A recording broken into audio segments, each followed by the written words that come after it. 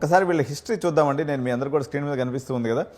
RVR JC అనేది Nagarjuna education సొసైటీగా form అయింది 1967లో ఫామ్ అయింది.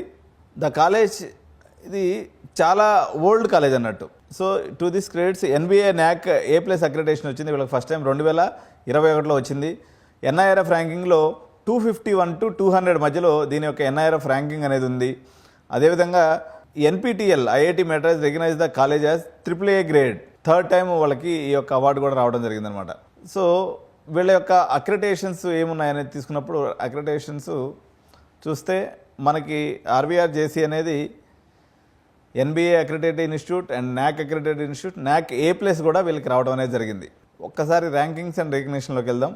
ద కాలేజీ ఆల్ ఓవర్ ఇండియాలో 58వ పొజిషన్లో వచ్చిందండి. Third rank AP top rated private engineering కాలేజీలో దీని యొక్క ర్యాంక్ వచ్చేసి నెంబర్ 3గా ఉందన్నమాట.